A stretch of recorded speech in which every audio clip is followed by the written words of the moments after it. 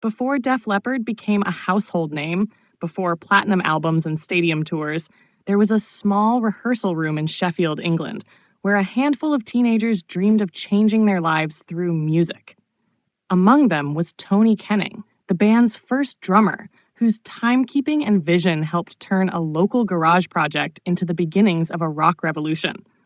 Though his time with Def Leppard was brief, his impact was essential, setting the rhythm for a band that would go on to conquer the world.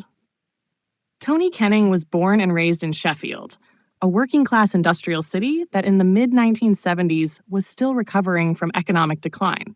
Like many British youths of the era, he found escape in rock music, drawn to the power of Led Zeppelin, Queen, and Deep Purple. But it wasn't just about listening. Kenning wanted to play.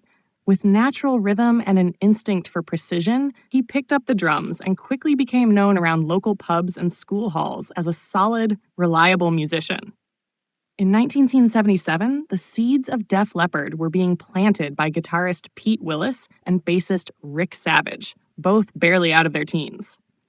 They shared a vision to blend the energy of British hard rock with the melodic hooks of glam. When Kenning joined their early lineup, he brought not only steady drumming, but structure and commitment. It was Kenning who reportedly came up with the band's first working name, Def Leppard, later stylized by Joe Elliott into Def Leppard to give it a harder, more rock and roll edge. By 1978, Def Leppard's lineup had solidified around Willis, Savage, Kenning, and newly added vocalist Joe Elliott. They rehearsed constantly in a spoon factory, crafting songs that combined youthful rebellion with surprising musical maturity. Kenning's drumming was tight and punchy, less showy than many of his peers, but perfectly in sync with the band's developing sound. He helped shape early versions of songs that would later appear on Def Leppard's debut EP, the Def Leppard EP, recorded in 1978.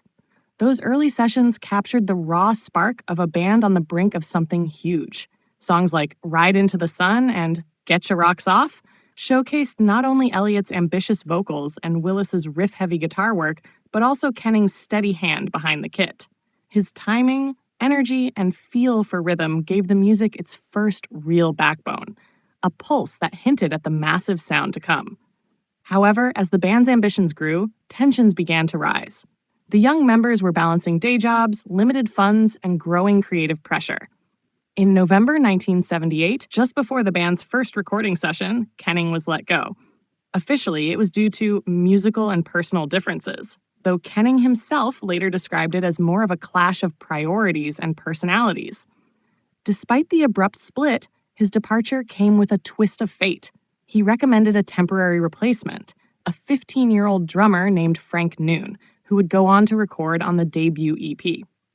That EP caught the attention of the press, radio, and eventually major record labels. Soon after, Def Leppard recruited Rick Allen, who would become one of the most iconic drummers in rock history. But none of it, the fame, the albums, the sold-out tours, would have happened without the early groundwork that Kenning helped build. His steady rhythm, dedication, and creative input were the invisible scaffolding that supported the band's early rise. Though his time in Def Leppard ended before their global breakthrough, Kenning continued to play music throughout his life, performing with various Sheffield-based acts. He remained proud of his role in the band's origin story and was often mentioned in documentaries and fan histories as the drummer who helped light the spark. In interviews, Kenning spoke with humility and perspective, never bitter, only proud to have been part of something that became much larger than any of them could have imagined. Tony Kenning's story is a reminder that every great band starts with a small circle of dreamers, and not all of them make the final lineup. Yet their fingerprints remain in the riffs, the rhythms, and the legacy they helped create. Without Tony Kenning's early dedication and steady beat, the story of Def Leppard might have sounded very different. He may not have been behind the drums when the band conquered the world, but he was there at the beginning, when all they had was hope, a handful of songs, and the courage to believe.